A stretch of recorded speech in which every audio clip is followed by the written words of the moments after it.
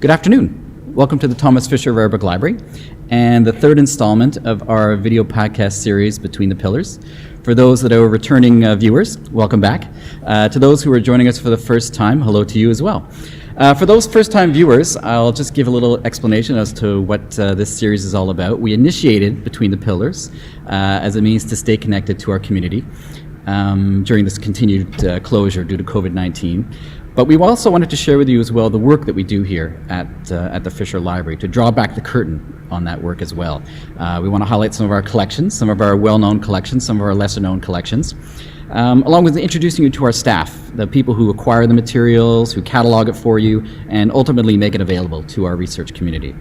So we will come to you live every second Friday from the main mezzanine here at the Fisher. But of course, all episodes will be saved to our YouTube channel as well.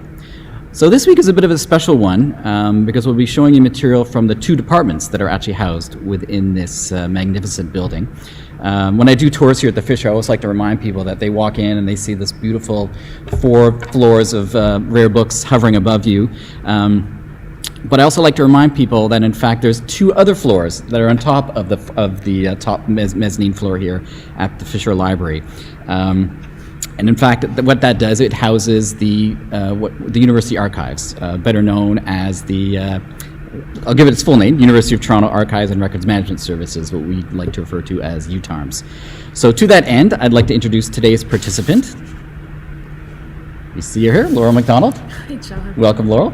Thank you, John. I'm glad to be here. So Loryl holds 2 titles here at the University of Toronto. She is the director of the Thomas Fisher Rare Book Library, but she's also the Associate Chief Librarian of Special Collections for the University of Toronto Libraries. So when Loryl originally signed up for this series, when we first were talking about it, she picked mid-November. And I thought she picked November for a couple of reasons, mainly because it was right around Remembrance Day, for one.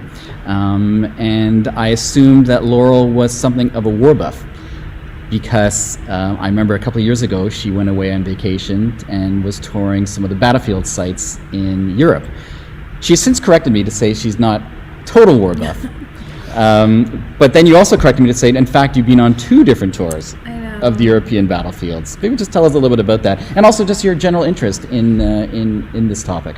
Well, I love history. Right. I love history so much, and I have an historical background. And in my hometown, I used to work at the Langley Centennial Museum, and my supervisor, who's a very dear friend, decided to write a history book on Langley, right, and the war effort, Langley in World War I. Right. And he and his wife had visited the war fields in France and Belgium several times.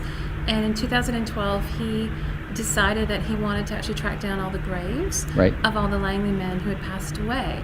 And my sister and I thought that we would ride along with them and go on a tour with them to help them find all these lost Langley boys. Right.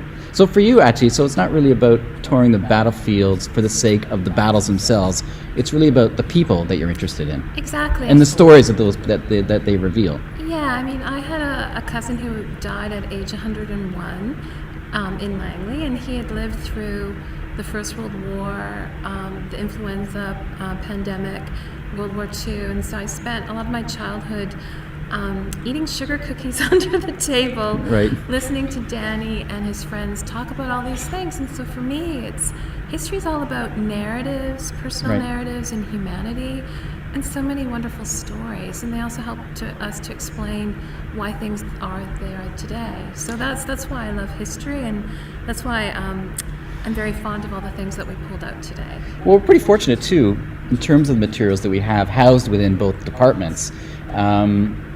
And so what we're going to show, actually, we're going to have 2 items that are from UTARMS and 1 item from the Rare Books collection.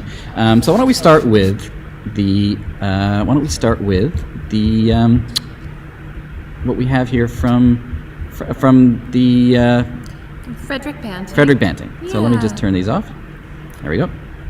So tell us a bit about. So this looks like this was written by a 5-year-old. That's what I thought when I first saw it. When she first showed it to me, I thought, you're showing some childhood material. But it's actually written by somebody who had just graduated in medicine 2 years earlier. It's actually written by future Nobel Prize winner, Frederick Banting, who discovered insulin here at U of T. Right.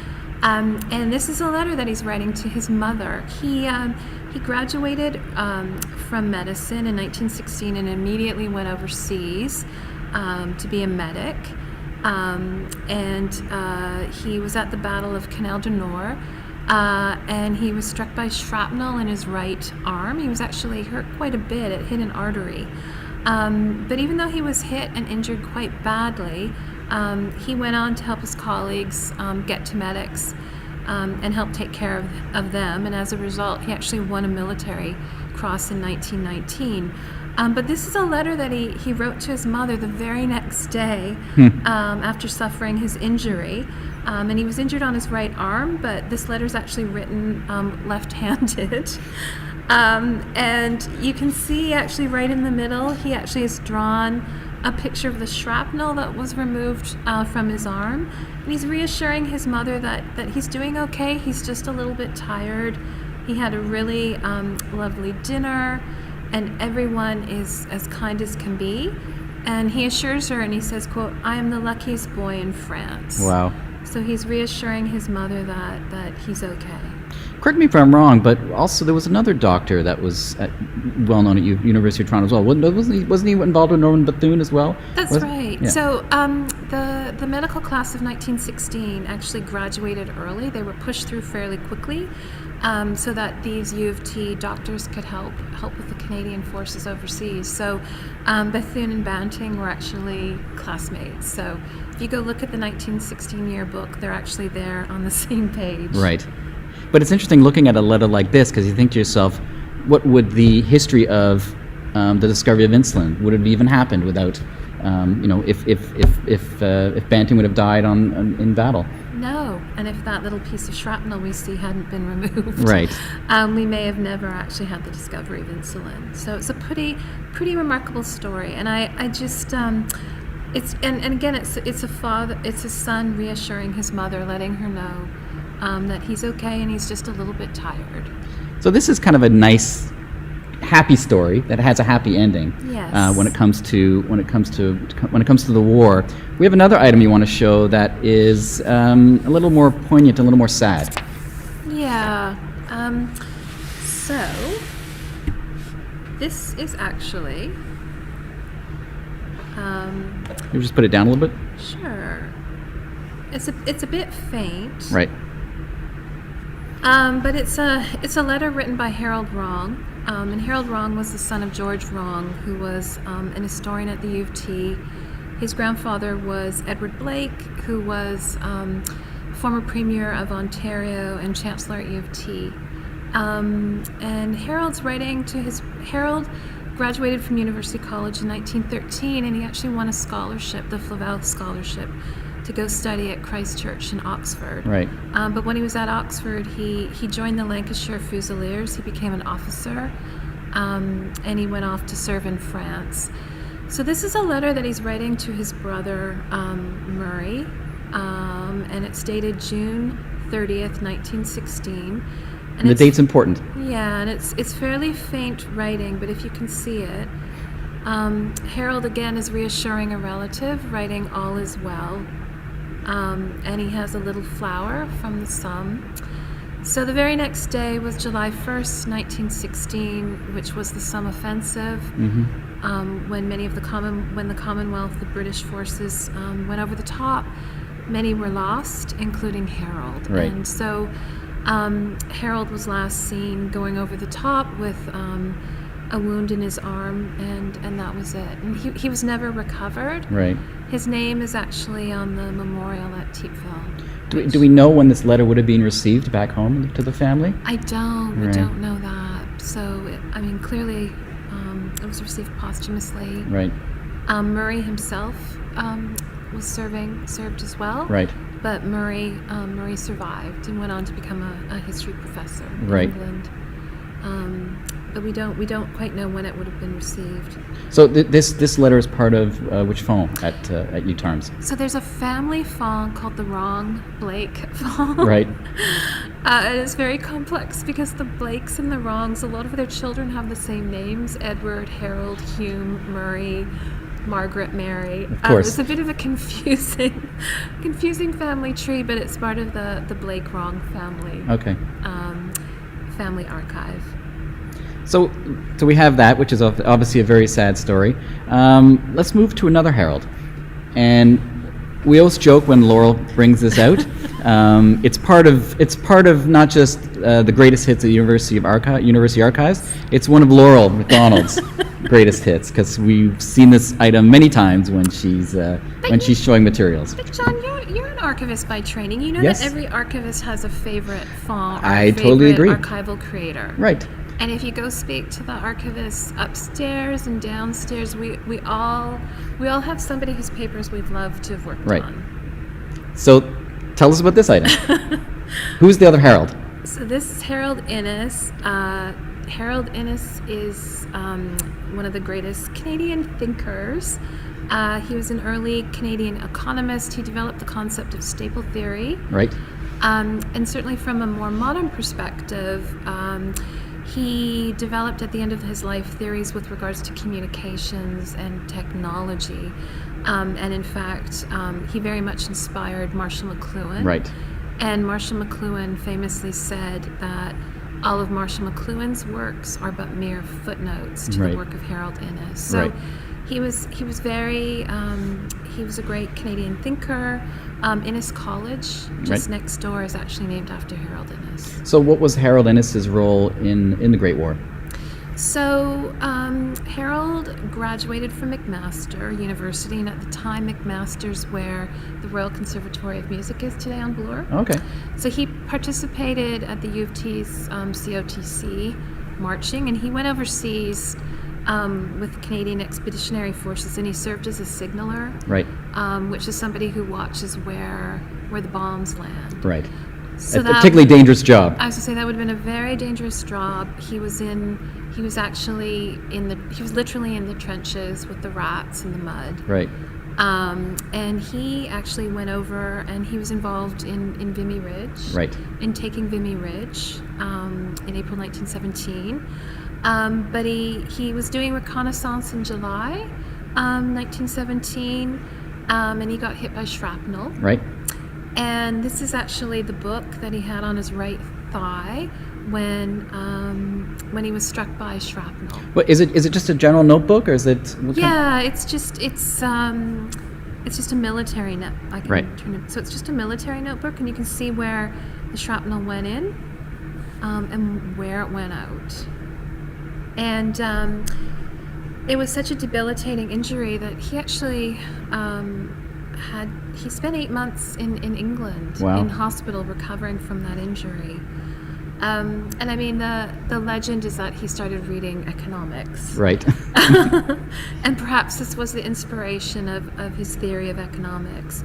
But what scholars do think, though, is that Harold very much developed a sense of Canada and Canadian Right. nationalism as a result of the war. He also became very interested in studying technology and in studying communications and the negative effects that they had in actually selling the war effort Right. to the citizens. So if it weren't for this book, I suspect we actually wouldn't have Canadian staple theory, concepts of communications, and Marshall McLuhan. Amazing. I don't think. And it's interesting when you have this next to the Banting item, where you've seen the tracing of the shrapnel. Here you actually see physical manifestation of what a potential injury it could have been. Yeah. Yeah. So it's so those are the three items that we wanted to show. And all of these three items are actually available digitally. Right. And all of these three items were actually used when, in 2014, my colleagues Harold Averill, Marty Gamble, and I did an exhibition on the UofT in World War I. Right. And so these were all used in that exhibition. So it's just lovely to have these being shown. What do you think they ultimately tell you, having these items here housed both at the University Archives and at the Rare Book Library? What is it the stories that you like about them? Tell us a little bit about what makes these items so special. Well, the fact that they've been preserved for over 100 Right. years. To me, it's the emotions in them. What I always thought is that people criticize history because they're dates. Right. They're dates and their names and their places. And there's little else than that. But to me, going back to being a child, history is about stories and narratives, and they're incredibly fascinating. And these 3 items bring out the humanity. Right. 3 very different people serving overseas, but basically sharing a very similar experience, where we see, with the Wrong and the Banting material assuring relatives that they're doing okay. Right.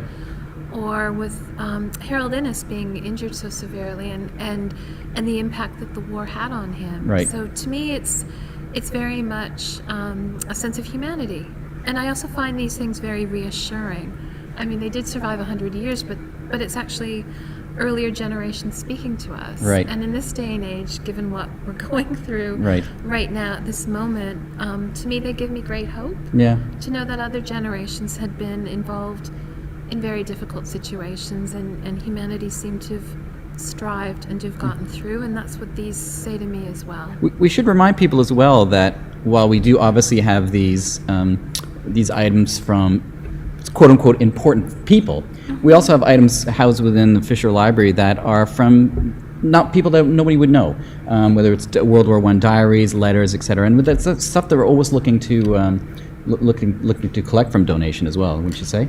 That's right, and they're incredibly important because they tell you what everyday people, right, like you and me, would have experienced during these critical times. Right. And those are actually just as, if not more important than famous people's archives. Right. And certainly Danielle Van Wagner just recently curated an incredibly beautiful World War I exhibition, and a lot of the materials in that exhibition would have only come into us in the last 10 years. Right. So we're still actively collecting World War I as well as World War II materials as well. Perfect. Well, thank you, Laura. Thank you for participating. Thank you, John. It's always a great chance to bring out the Innis book. I was going to say thank you for letting me talk about Harold Innis. I know. We all love Harold Innis here, especially because there's a nice McLuhan connection here as well, since we do have the entire Marshall McLuhan's entire working library that was donated to us a few years ago, which is an impressive collection simply because it contains McLuhan's annotations within his books. So again, that's something you can come and visit when we do reopen to the general public. So thank you again for joining us on this 3rd episode. Provide us any feedback, technical feedback. If there's something you want to see from one of the collections or one of the librarians you'd like to see on this, just let us know, and we'll schedule somebody for a subsequent episode. In 2 weeks' time, we're going to have the Fisher librarian, David Fernandez, who will be talking something specifically about the in our Latin American collection. So thanks again for joining us. Hope to see you in 2 weeks, and have a lovely weekend.